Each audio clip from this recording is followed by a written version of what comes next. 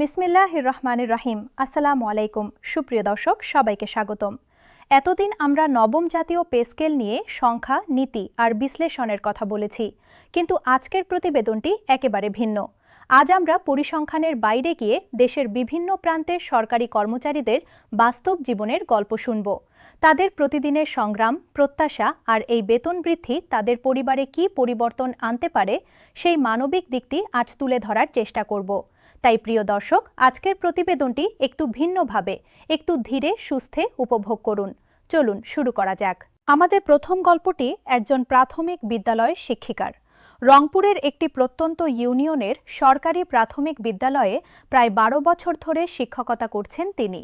প্রতিদিন সকালে সাইকেলে করে প্রায় 7 কিলোমিটার পথ পাড়ি দিয়ে স্কুলে যান।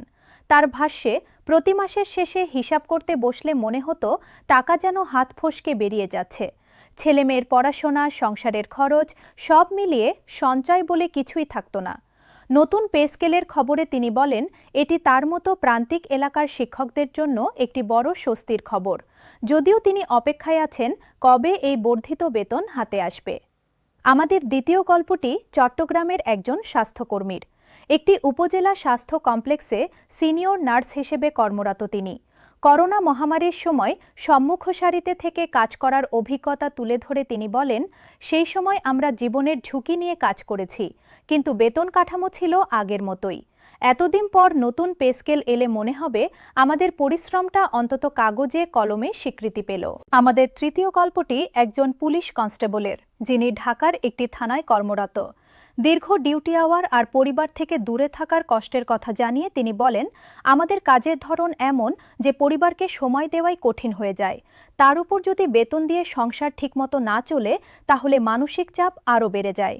নতুন বেতন কাঠামো কার্যকর হলে অন্তত আর্থিক চাপটা কিছুটা কমবে বলে আশা করছি। আমাদের চতুর্থ গল্পটি একজন প্রবীণ কর্মচারীর, যিনি আর মাত্র 2 বছর পর অবসরে যাবেন। একটি জেলা প্রশাসকের কার্যালয়ে অফিস সহকারী হিসেবে দীর্ঘ 28 বছর ধরে কর্মরত তিনি। তার কণ্ঠে ছিল মিশ্র অনুভূতি। তিনি বলেন, চাকরি জীবনে প্রায় পুরোটাই কেটে গেছে টানাটানির সংসার চালিয়ে। এখন যখন অবসরের দুয়ারে, তখন এই বেতন বৃদ্ধি আসছে। তবুও ভালো লাগছে এই ভেবে যে অন্তত অবসরের সময় পেনশন আর গ্র্যাচুইটিটা বাড়তি অঙ্কে পাব, যা পরিবারের জন্য কিছুটা আর্থিক নিরাপত্তা দেবে। আমাদের পঞ্চম গল্পটি একজন তরুণ কর্মকর্তার, যিনি মাত্র 8 মাস আগে বিসিএস এর মাধ্যমে সহকারী কমিশনার হিসেবে যোগ দিয়েছেন। তিনি বলেন, চাকরিতে ঢোকার সময় থেকেই শুনছিলাম নতুন পে স্কেল আসছে। আমার মতো নতুনদের জন্য এটি একটি বাড়তি অনুপ্রেরণা, কারণ শুরুতেই ভালো একটি বেতন কাঠামো পেলে ভবিষ্যতের পরিকল্পনা করাও সহজ হয়। প্রিয় দর্শক, এই 5টি গল্প থেকে একটি বিষয় স্পষ্ট হয়ে ওঠে।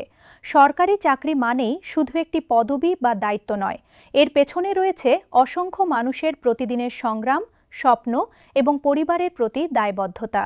একটি বেতন কাঠামোর পরিবর্তন শুধু সংখ্যার পরিবর্তন নয়, এটি প্রতিটি পরিবারের জীবনযাত্রার মানের সঙ্গে সরাসরি সম্পর্কিত। এখন প্রিয় দর্শক, চলুন একটু আঞ্চলিক বৈষম্যের দিকটাও দেখি, যা নিয়ে খুব কম আলোচনা হয়েছে। ঢাকা বা চট্টগ্রামের মতো বড় শহরে কর্মরত কর্মচারীদের জীবনযাত্রার ব্যয় আর প্রত্যন্ত জেলা বা উপজেলা পর্যায়ে কর্মরত কর্মচারীদের ব্যয়ের মধ্যে বিস্তর ফারাক রয়েছে। বড় শহরে বাসা ভাড়া, যাতায়াত খরচ, সন্তানের শিক্ষা ব্যয় তুলনামূলক অনেক বেশি।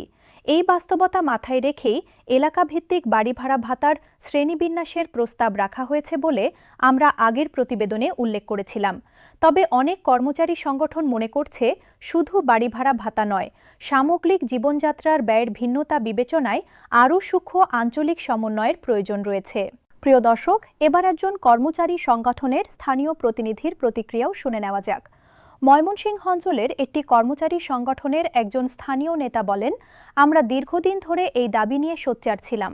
এখন যখন বাস্তবায়ন প্রক্রিয়া চূড়ান্ত পর্যায়ে, তখন আমাদের একটাই অনুরোধ, যেন প্রক্রিয়াটি দ্রুত এবং স্বচ্ছভাবে সম্পন্ন হয়, যাতে প্রত্যন্ত অঞ্চলের কর্মচারীরাও যথাসময়ে তাদের প্রাপ্য বুঝে পান, শুধু বড় শহরের অফিসগুলো অগ্রাধিকার না পায়।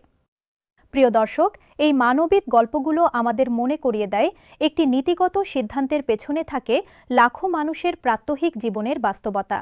নবম পে স্কেল শুধু একটি সরকারি নথি নয়, এটি রংপুরের সেই শিক্ষিকার সন্তানের ভবিষ্যৎ, চট্টগ্রামের সেই নার্সের পরিশ্রমের স্বীকৃতি, ঢাকার সেই কনস্টেবলের মানসিক স্বস্তি, অবসরের দুয়ারে দাঁড়ানো সেই কর্মচারীর নিরাপদ ভবিষ্যৎ এবং সদ্য যোগ দেওয়া তরুণ কর্মকর্তার স্বপ্নের সঙ্গে জড়িয়ে আছে।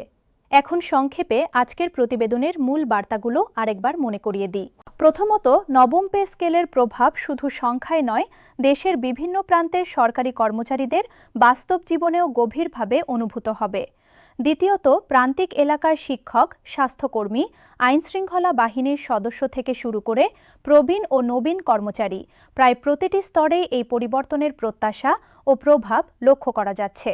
তৃতীয়ত, আঞ্চলিক জীবনযাত্রার ব্যয়ের ভিন্নতা বিবেচনায় আরও সূক্ষ্ম সমন্বয়ের দাবি কর্মচারী সংগঠনগুলোর পক্ষ থেকে উঠে আসছে। চতুর্থত, বাস্তবায়ন প্রক্রিয়া যেন শুধু বড় শহরকেন্দ্রিক না হয়ে প্রত্যন্ত অঞ্চলেও সমানভাবে দ্রুত ও স্বচ্ছ হয়, এই দাবি জোরালোভাবে উঠে আসছে। প্রিয় দর্শক, আপনি যদি একজন সরকারি কর্মচারী হয়ে থাকেন, তাহলে আপনার নিজের অভিজ্ঞতা, প্রত্যাশা বা প্রতিক্রিয়া কমেন্ট বক্সে জানাতে ভুলবেন না। আপনার গল্প হয়তো আরেকজনের জন্য অনুপ্রেরণা হয়ে উঠতে পারে। চ্যানেলটি সাবস্ক্রাইব করে রাখুন এবং নোটিফিকেশন বেল আইকনে ক্লিক করে রাখুন, যাতে নবম পে স্কেল সংক্রান্ত প্রতিটি আপডেট এবং এমন আরও মানবিক গল্প সবার আগে পান।